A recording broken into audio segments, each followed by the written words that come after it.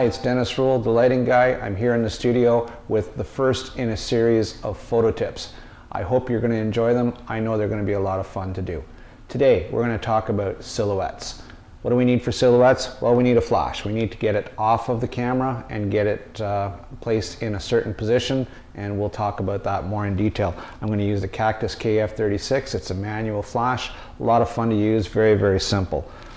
I need a diffuser. This is a wide beam or a wide angle diffuser, and it comes with the flash. Actually comes in the box and pops right in the front there and gives us a big spread of light. We're going to need a model. We're going to need a subject. Well, my model today is toy soldiers. I went to the dollar store, picked these up. I thought they'd be a lot of fun to shoot. What else are we going to use? We're going to use a Cactus remote control to get the speed light to talk to the camera. This is the version 5. I like using it, very, very reliable, 2.4 gig technology, lots of fun. I could use a cord, but hey, I don't like tripping over cords. I got enough cords with power cords and other stuff. Don't need to worry about a flash cord. We're also going to use some gels. These are little gels that I cut up. I buy these in large sheets, cut these up for the shoot, just to change the look. You'll see the results with that in a few moments. All right, let's talk about the set. I'm using a white paper background. You see it over here. It's 109 inches wide. It's a roll of seamless paper that I have in the studio. It doesn't have to be that big. You can use a bed sheet. You can use a roll of 54 inch. I'm a big fan of the 5-in-1 reflector. You could put that in behind your setup and that would work just as well. It doesn't have to be anything fancy. Dream it up. It's got to be non-distracting. Other than that, as close to white as possible. Even a painted wall will do.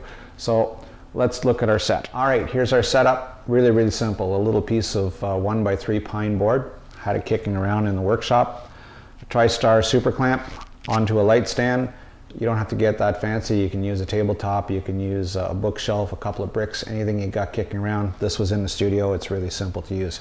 I took a piece of black seamless paper, folded it over so I have an edge. It gives me a black surface on the top. It gives me this front edge, and you'll see why I need that in the photo in a few moments.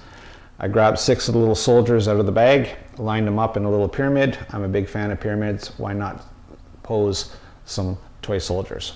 All right, let's look at the rest of the setup. All right, I've mounted the flash on my camera. As you know, this is an off-camera technique, but I wanted to set a reference point. So we'll take a quick shot of our set with the flash on the camera, just so we have a reference point. All right, so we take our shot, and there it is up on the screen. It's not a silhouette, it's just a reference shot. You can see it's well exposed, but kind of boring. So let's do the next setup. Let's put the flash off of, away from the camera. We're putting it in behind of our set. So there's our little soldiers. My flash stand, actually a light stand here, just a little bit lower than the set. And I guess I'm about just a little over a meter away from the set, and I'm just a little bit under a meter away from the background.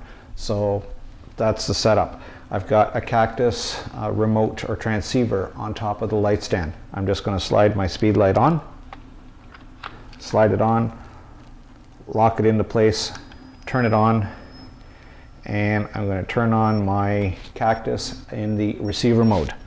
Okay, next I'll grab my little diffuser, pop it into its space, and I'm set to go. I don't know how much light this is going to fire. Right now I've got it set in the manual mode, and I've got it at half power. So the easiest way to figure that out, what's the settings on my camera going to be? I'm going to turn on my Kinko light meter. Can't live without this. Hold it up against the background, fire the flash, and it tells me I'm at f16. Okay, remember, we're doing a silhouette, so we want our background to be blown out. We want our soldiers to turn black. So the easiest way to do that is to overlight the background. f16 here, I'm going to set my camera to f11, and then we'll be all set. Let's go back over to the camera. Okay, we're back at the camera. I've got my Cactus version 5 on the hot shoe. I've turned it on into the transmitter mode. Both my units are on channel 1. I don't know if you can see it, but just down in underneath here is my flash. So it's in behind the set. We're set to go. Let's take a picture, see what we get. There we go. Perfect silhouette.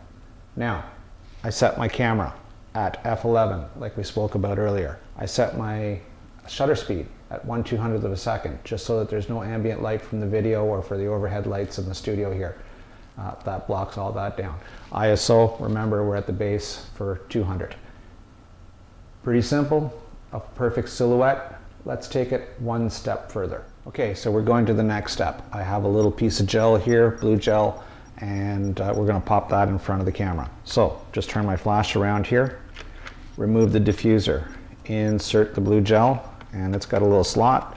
It's going to sit right in. I've pre-cut these already to fit. If you don't have a slot on your speedlight, very, very simple. You can either just wrap a piece of gel over top and tape it on. Quite a few people will use the speed straps, and they'll wrap that around their speedlight, and they'll glue glue the little Velcro pieces onto the gel, and then that just holds on. One thing you got to watch out about, make sure is all the surface of the flash is covered. You don't want any light spilling out, because that's going to change the color. That's pretty much it. We aim that back to our background. Now remember, the gel is going to eat up some light, about a stop in this case. So I could either turn up the power on my flash, or I could just stop my camera down to f8. And that's what I'm going to do. I'm just going to go to f8, and then we'll be set from there. Okay, let's go take a shot. I've installed the blue gel on the flash. We're set to go. Remember, I'm opening up my camera up to f8 because that blue gel is eating up some light. Here we go. We take another shot, and cool. We've got a blue background, still a silhouette, lots of fun. A little bit of a hot spot in the middle, and kind of gives us a gradient, natural, in camera. Let's go one more step.